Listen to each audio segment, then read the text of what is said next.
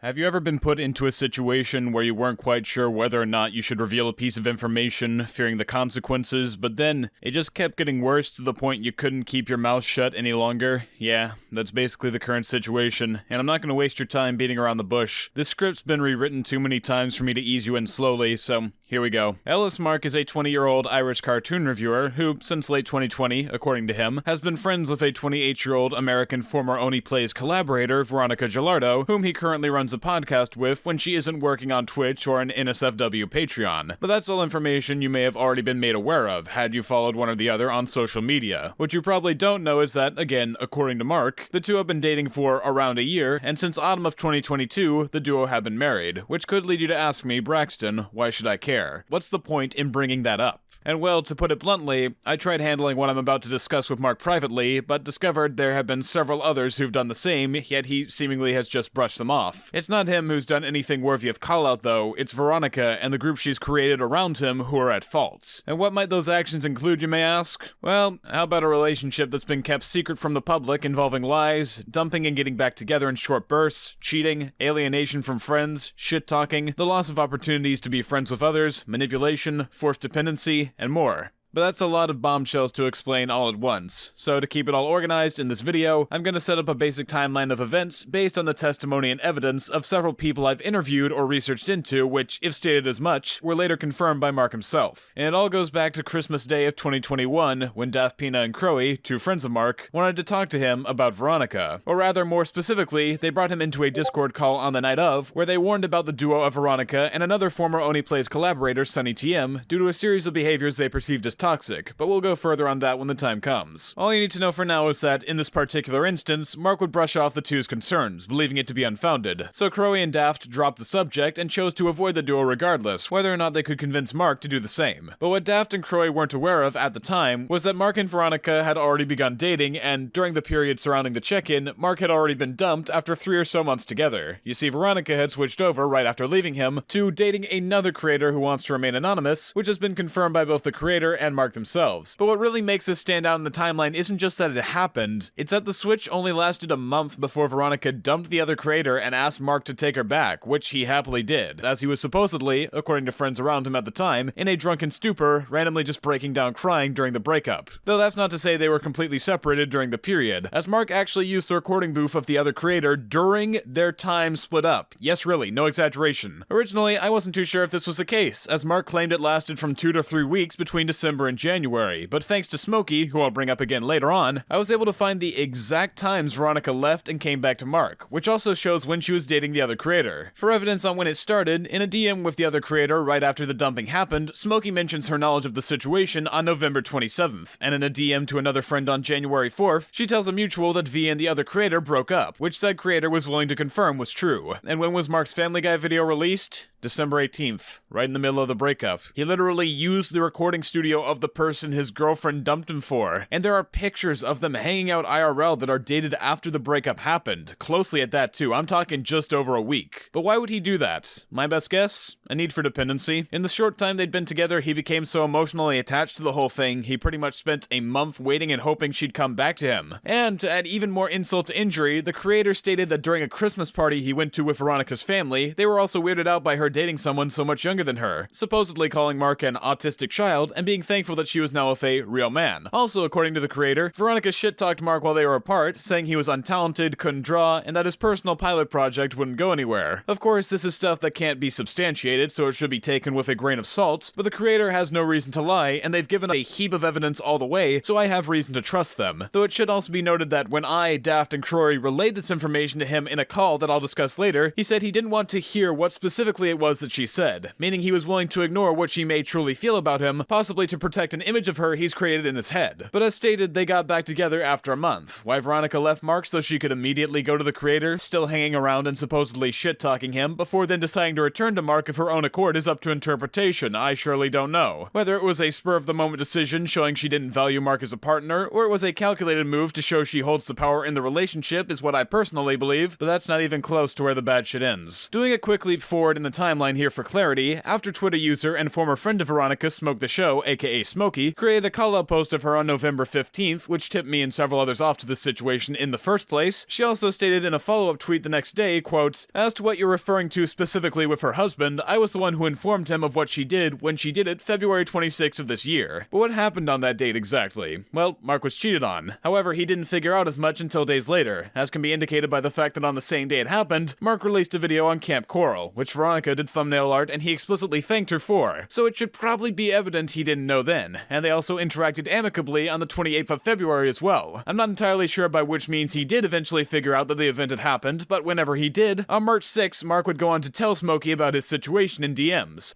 Hey, Editing Braxton here for some added clarity. The DMs between Mark and Smokey I'm about to show you indicate that she was surprised by Veronica cheating despite saying she told Mark earlier on in that reply. This is because Smokey was informed it may have happened by a friend a week after the event occurred while they were talking about the couple's codependency issues, funnily enough. Smokey didn't know for sure at the time, so she relayed the info to Sonny, as he was closer with Mark, who presumably relayed to him, and then Mark would go on to confirm it to Smokey. So that's basically why her statement and this interaction can make sense at the same time. It's confusing, I know. Stating that he received a letter from Veronica in which she said how sorry she was that it was a result of a drinking problem and that he was the best thing to have ever happened to her. However, Mark doesn't seem to be fazed by the letter and actively brushes it off, stating that she's the cheating type, having done the same to Chris, aka Oni, and another person she dated named Nathan. And beyond that, after Smokey voices the concern that, having seen this occur, she may have never really known who Veronica was to begin with, Mark agrees, stating, "Yeah, I felt the same way of not knowing what was real and what wasn't." Which you'd think would be the point where he stopped interacting with her entirely, at least for a while, but no. According to him, though he wasn't too specific, he said that after this event, she and him spent time apart, hung out as friends, then got back together, constantly mentioning how she was, quote, getting better, despite us never directly asking about it. But looking at Twitter as a source of how true that statement might be, they shared an image together only 3 weeks after the DM, having interviewed the voice of Hugh Neutron, Mark DiCarlo. Then 3 days after that, they interviewed Jeff Kinney, and Mark clarified that they flew all the way to Boston, Massachusetts to do it. Could have easily had a call of some kind, but hey, why not go to the effort for someone who cheated on you a month prior? He then flew back and stayed in LA until around April 1st, when he came back to his home country to watch Sonic 2 early. But you wanna guess who he had as a travel companion? Yep. Veronica went to Ireland with Mark for over a month and a half, and this is backed up by the series of tweets the two made during that period. April 8th, she acknowledges she saw Sonic 2 for the second time, the first time being with Mark on April 1st. April 14th, she mentions that she misses her dogs from being in Ireland. April 30th, she says she got COVID and has to stay in Ireland longer. May 14th, she says she's back with her dogs in America. They spent a month and a half together in Mark's home country after having hung out and done interviews for over a week, only 3 weeks after the DM where Mark said he didn't know who she was as a person or trust her. But it does confer with my previous theory, that no matter what Veronica does, she either finds a way to pull Mark back in quickly, even after he's seemingly already made up his mind, or Mark has now gotten such a dependent attachment to her, he can't go for long periods without being together, as can be shown not only by all this traveling the two did together, but how much is still yet to come. A month after Veronica returned to LA on June 18th, Mark was back in California with a group of friends including her. And fun fact, the week after he got there, I actually met up with him briefly at VidCon, which was where I first came into contact with she who must not be named. Though that's a story and aftermath for another time, I don't want to make this about me, and in comparison to everything else, it would sound pretty stupid, so yeah. But anyway, July 12th they travel somewhere for her birthday and stay at a hotel for over a week, back to LA. Then in mid-August they go to Washington DC with Sonny for another week, and this is around the time they got married, so possibly a honeymoon thing, I don't know. According to Mark, they haven't had a formal ceremony yet, so it could have happened right after or before, but whatever. Following this, on the 21st of August, they show they're in an airport in Dallas on a connecting flight back to California, and presumably that's where they currently reside to this day. Now I don't know about you guys, but to me that's a lot of traveling, and a lot of money spent on someone who, not too long ago, in the same year, cheated on Mark and didn't have the decency to tell him face to face rather than using a letter. So him having this quick of a 180, as mentioned, is kinda scary, and to me, either seems manipulative on Veronica's part or desperate on Mark's. They barely had the time to be apart from one another for 3 weeks before she reinserted herself deeply into his life, if he didn't bring her back on his own. And then for the next 5 to 6 months they were constantly traveling from place to place, only having a reprieve from each other from May 14th to June 18th or so. Plus we've got to take into account that Mark was also working on his pilot, his main channel, second channel, and his podcast with Veronica, so mix that all together alongside him traveling with her so often, it's like he never had a moment to think about their relationship and the negatives of what she did before moving on. And reminder here, whilst this series of traveling escapades was still occurring, they got married. Man, saying that out loud still doesn't feel right. I mean, like, what? They got married only 8 or so months after they broke up and got back together? 5 or so months after he was cheated on and stated he didn't know who she was? Amidst a myriad of trips across the country/world? In between a series of incredibly lengthy videos that Mark had to put his attention towards. And they didn't even wait, they just got married without a formal ceremony they're still currently planning to happen? What's the rush? And more importantly, who in their right mind would consider that a good idea? It's got "don't do this" written all over it. But also, at the same time, it's equally peculiar. Why would the two hide their relationship to begin with? It's not like they're subtle about how often they hang out together, yet they never mention their relationship status anywhere. And in a recent tweet, Veronica states that among her accomplishments this year, she moved out and up with somebody I love, instead of explicitly mentioning Mark. Why would she feel the need to omit his name? She doesn't even need to say that they're married or dating to give out this information, just that they've moved in together. Not that it's weird or super personally revealing to be upfront that they're married to begin with. Shouldn't that be something you're happy to announce to the world, that you're so in love with someone you've decided to make the next big step and have gone forward with a matrimonial commitment? Though I guess it would be weird to marry someone who has to get you your alcohol for you since you're legally not old enough to buy it yourself in their home country, but putting that aside, hearing that this might be the case was the final nail in the coffin to make me investigate, seeing as, with all the other information I've just said, them being married would make no sense, at least on the basis that you want to get married to someone you're in a happy, uncompromised, long-lasting relationship with. And if they were married, it would make even less sense that they'd choose to hide it for no particular reason when they're so closely related to each other publicly. So I started asking around to those who might have more information on the story, and I accrued a vast array of testimony plus evidence from a long list of people previously involved in Mark and Veronica's past that, while seemingly small when viewed separately, came together to reveal a ton of patterns. One of those being that Veronica has a weird relationship with the people she considers friends, often stepping on or shit-talking them when she sees fit to make herself look better, often bringing down Mark's relationship with them in the process. Circling back to Smokey's post, it seems that whatever happened between her and Veronica, the latter wanted to apologize and move forward. However, according to Smokey, it had turned out that Veronica was still shit-talking her to other people, giving mixed messages regarding their supposed friendship. And I wouldn't doubt this is the case, as when I spoke to a more neutral party/current friend of Veronica who I showed the post to and knew nothing about this, they told me that Veronica called her a stalker who wasn't to be trusted, despite the fact that in reality, they were close friends for around half a year, as is backed up through social media. And aside from Smokey herself, she also states that she's heard the testimonial of several other people who've been affected by Veronica in the same way, and while they might not be willing to speak up for whatever reason, which I can totally understand, there is proof to show that she partakes in this behavior, which I can demonstrate. First, looking to Daft Pina for a situation, here's a DM conversation where, when confronted about shit-talking Daft behind his back, she admits to it backhandedly, but rather than apologizing, tries to deflect the blame by shifting to discussing another friend of his, Beta's Inferno, who apparently shit-talked him before the two knew each other.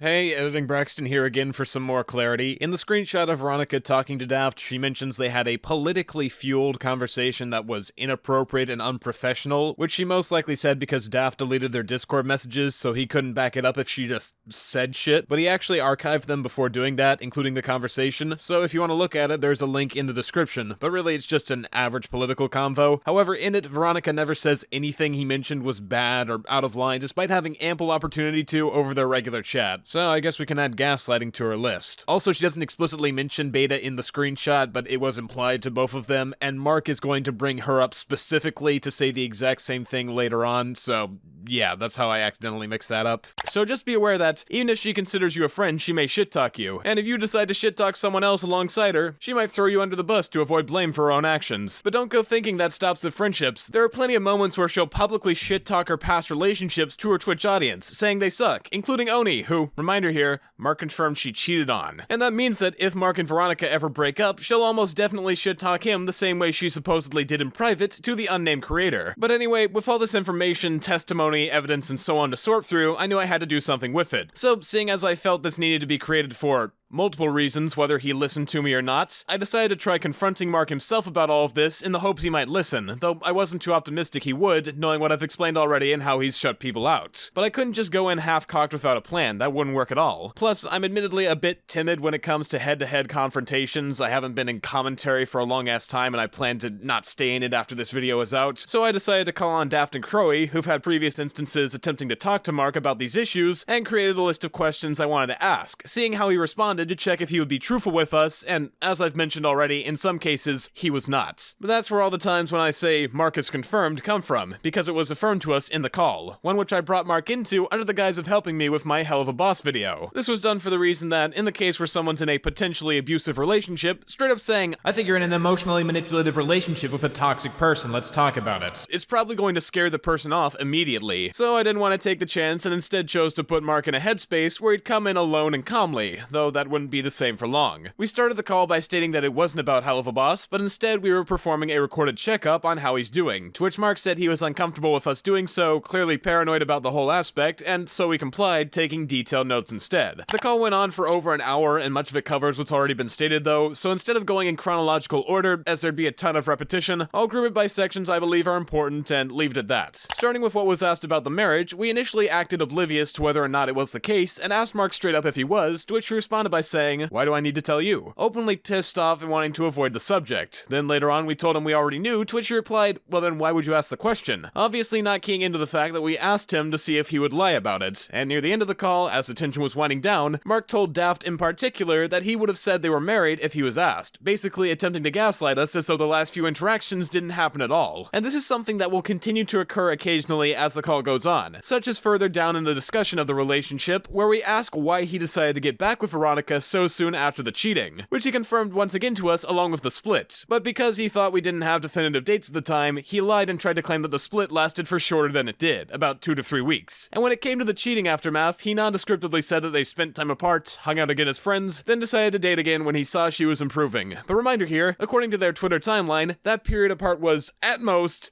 3 weeks, and right after they went on a several-month adventure to various locations, including to Mark's home country, so it most likely was not an adequate enough time at all to reevaluate the relationship, and he was probably vague about this for the sake of making it seem like he put thought into the decision when the timeline goes against it. Speaking of which, we got conflicting dates for when they first met and began dating, so we asked, to which he claimed that they originally met in late 2020, and they've been dating for around a year. Though that's not technically true with how much they've broken up and gotten back together. This means that not too deeply into their relationship, 3 to 4 months at the very most, she left him for the creator, then 2 months later she cheated on him, then 5 months after that, not even having a full year under their belt, they married. But of course, that's a ridiculously short time frame considering how much had occurred between it, so prior to the call I theorized it may have been for the sake of a green card or work visa, as that would make some modicum of sense. So we asked Mark if that was the case, but no.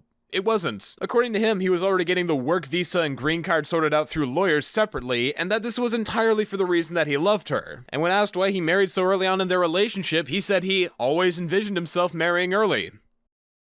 I don't even know how to respond to that. Mark, I can understand seeing yourself getting married to someone at a young age, but usually people spend more than about a year together before getting married. Hell, most wait 2 to 5, a time frame that should most likely reset whenever there's fucking cheating or breaking up involved. That shows the relationship has room to falter. Not to mention, Veronica didn't actually tell Mark about the fact that she cheated until over a week after it happened when someone else pointed it out to him as a possibility. So who's to say it might not happen again and she just won't tell him this time? There's no reason to have done it so early, especially if it wasn't necessary for him to get a green card or work visa. But back to the call, I was upfront about having talked with Smokey about her post, and in return Mark said, Smokey is literally crazy, literally 100% deranged. However, when we asked for specifics, Mark wouldn't give us any, saying he didn't have to. But Smokey had already publicly stated her distaste for Veronica and expressed information he apparently doesn't want out there, so if she's so crazy and deranged, not to mention someone he's said to have seen every day for several months, why would he hold back any of the crazy experiences he's had with her and warn us about how much of a snake she is? Does Smokey have some kind of dirt on Mark that nobody knows about? Most likely not, considering she was very forthcoming with me about information, and when asked after the call, she told me she had almost nothing but nice things to say about the guy, mainly having issues with Veronica rather than him. So where does this reluctance to say anything come from? Could it be just maybe that he's only been told that Smokey is such a dubious person by Veronica, who has a history of acting underhanded, lying about people when it suits her, and has seemingly badmouthed Smokey to others before? Or potentially he's playing into the idea that Smokey is crazy because his wife has a grudge with her and he knows the information she has, so he calls her crazy to dissuade others from talking with her? It's just a theory, but I think it's a pretty good one. And aside from her, when we brought up the testimony and evidence of another person more recently associated with the group Beta's Inferno, Mark interestingly used the exact same method as Veronica, deflecting it to say that Beta shit-talked Daft beforehand, showing that he's adapted some of the same tactics to divert attention away from Veronica. Though again, he wasn't specific about what the insults were, and when we reflected it back onto him by asking if he knew about about the shit-talking Veronica had supposedly done when they were broken up, he said he didn't want to hear it, possibly because he has an idealized version of her in his head and doesn't want it to be broken by hearing about some of the shit she may have done while they were apart. Now, I'm not entirely sure why, but one might feel the need to ask, why does it matter if he gives examples? Maybe he just can't remember. But aside from that being a flimsy argument that wouldn't make sense with how close these people were to Mark as friends, if you're going to call someone, quote, literally crazy, literally 100% deranged, you should be able to say how. Otherwise, there's no reason to believe you. Like, for instance, let's use another friend of Mark's that's heavily associated with Veronica as an example for how to do this kind of thing properly. Sunny TM. Told you I was gonna bring this back up later. But for those who haven't been paying attention, he was another creator I mentioned back at the beginning of this video, as someone Crowy and Daft were concerned might be negative for Mark to be associated with. Though back then, their concerns only went as far as Sunny leaking Daft's personal script for a project he was working on, but that's barely scratching the surface compared to what I know now. And so in the call, we wanted to make it clear to Mark that he'd done some reprehensible things in and out of video, all while clearly associating with and even mentioning Mark by name as a good friend. This includes his most recent video against Daft, where he brings up a situation with another content creator I also interviewed, goobous, as a way of discrediting Daft because he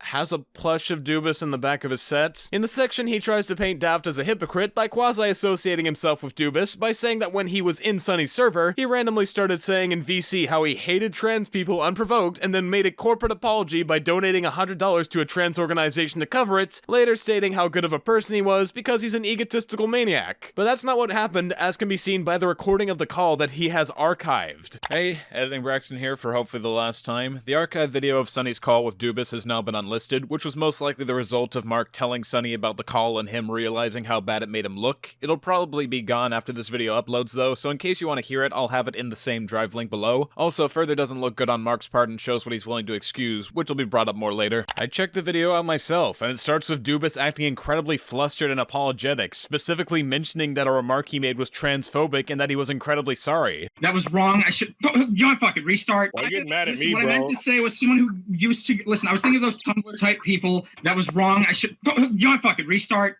Listen, I'll just admit I said it and say I'm sorry. Is that better? To which Sunny in the Discord then proceeded to laugh and claim an apology wasn't enough, and it'd only mean anything if he donated to charity and said so on his Twitter, which he then did. I don't know. I don't fucking know. Admit to your fault and start saying if. Admit to my fault. I said, listen, what I said was transphobic, and I don't, and it was wrong to say, and upon reflection, I am sorry.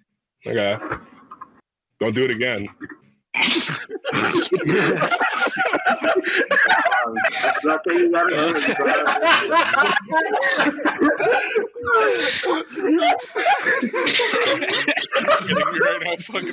I said something that's transphobic, and I am very sorry.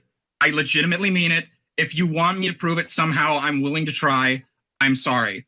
I want you to donate $100 to a trans organization. You fucking madman. You actually broke him. Oh my god. Yes. So this is what he is 30 years later. That's what he looks That like. was an After smoking his emotional part 30 years journey. later. Doesn't exactly give off the same vibe that Sunny was describing in his video, does it? Hell, it doesn't even have the supposedly transphobic remarks. So I went ahead and asked Goobous himself about the situation, and according to him, he told me that while they were talking in VC, he mentioned offhandedly he was annoyed by always seeing a specific brand of trans people on his Twitter feed that he saw as annoying, clearly not understanding how it could be perceived. Immediately after though, he realized his mistake and tried to correct it, but Sunny was not listening. He instead, supposedly in the moment, made the situation sound as if it was way worse than it actually was, and called the whole Discord in to come and berate him, supposedly telling him to kill himself. Then when he was panicking about accidentally saying something that could be thought of as transphobic, basically suffering a mental breakdown, Sunny in the Discord bullied him into donating the money, gloating about what they'd done after the fact. And this is all with the context that in his most recent video, where he early on says Mark is a good friend of his, he tries to say that Goobous giving the money was just a half-hearted attempt to look noble, rather than the result of Sunny and his Discord mentally breaking Goobous to the point he'd do anything to rectify it, as is shown in the recording. And this has severely affected Goobous, who now has a difficult time making friends or really going out of his current circle out of the fear that something like this might happen again. It's so messed up. And we thought Mark would want to know about this, because beyond Sunny being a person he heavily associates with, so this could be a good deterrent from continuing that relationship, Mark was also interacting with Goobous recently on Twitter, so this incident could close off a potential relationship relationship he may have wanted to make, all because Sunny wanted to use Mark's name in the same video to say that they were good friends. And we told Mark this exact thing happened, but all he had to say to it was that he never knew, having been told a different story by Sunny. However, he never condemns the action. And not only that, but Sunny was also doing weird shit with another creator, That Creepy Reading, who he sent an unprovoked shirtless picture to saying, "I'm coming for you," and was subsequently blocked for. Though once again, Mark didn't have much of a reaction to the news and treated it like just another thing Sunny does. However, it ended up having long-lasting impacts, as after the fact, while Mark was working on his South Park video, he asked TCR to cameo, and while he said yes initially, he later backed out, saying he couldn't be a part of Mark's content if he was going to associate himself with Sunny. And as of recording, Mark is still yet to reply to TCR. So that's one more bridge to add to those that Mark has burned by associating himself with Sunny and Veronica. And that's not even taking into account that Sunny doesn't seem to care about Mark's opinion, as he expressed in the call that he has lots of grievances with Sunny and the way he makes videos, yet he never listens and goes ahead anyway. So in summary, we have a guy that gloats about being blocked after acting creepy to total strangers, has completely wrecked the mental health of someone and tried to smear them as transphobic despite it all, ignores Mark's grievances, doesn't listen, and lies to him, yet also likes to claim publicly that they're good friends, and drives people he was previously friends with away from him.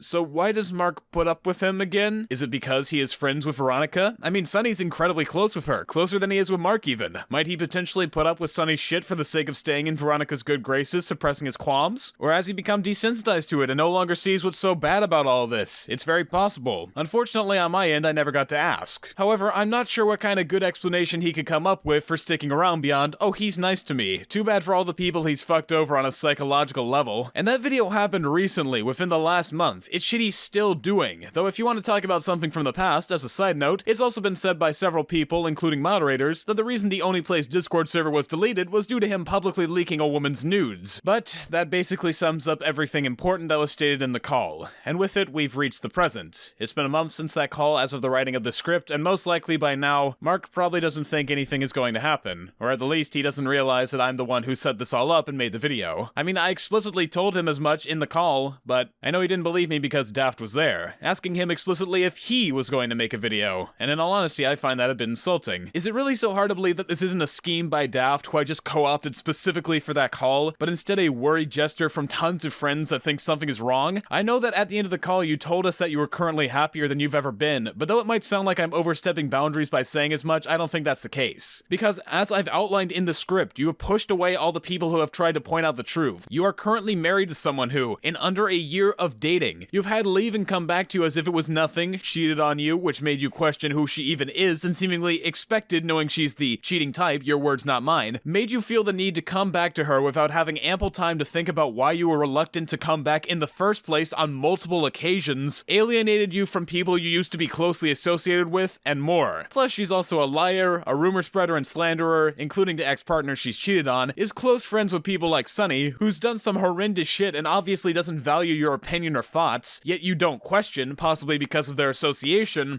and despite how happy you supposedly are, you don't want to mention that your relationship exists to pretty much anyone outside of your close friend group. You told us that if we asked, you'd tell, but initially when we did, you got antsy and pissed and completely avoided the question. It wasn't until we said we had proof of it that you finally admitted as much, and if you were comfortable lying to us about that, there's no telling how much else you'd be willing to do. So why are you hiding everything? It'd be one thing if you weren't constantly shoving your marriage in everyone's faces, just letting it be something that was known, but you guys don't mention it anywhere. In fact, you go out of your way to hide it. But you also tweet about how often you're traveling and hanging out together, she does thumbnail art for your videos, you run a whole ass podcast with her, and it's blatantly obvious to a ton of people that you are dating. So why not have the courage to mention you're married or even together? Why go ahead with this marriage before the ceremony when there's no rush for that kind of thing if it's truly based entirely on love? If you're asking me, it goes far beyond just privacy. I think, Mark, that you know how many holes and warning signs this relationship has had from the beginning, so you got married hoping that would solve the blatant issues. But if you announced it to the world, some of your audience might come to the same conclusion and ask why, just like I, Daft, and Crowy did. And you feel uncomfortable confronting that reality. It's why you've pushed all these people away and lied. You go along with Veronica and adopt her patterns to shut out those that might say the truth you're too deeply invested in to confront. You let them just slip through your hands and go away. But with this video, everyone knows. Some of us tried talking to you about this in private when shit was seemingly more manageable and you said it was fine, but god damn it, the longer this has gone unaddressed, the worse it's gotten, so no more holding back. The cat's out of the bag and it isn't going back in.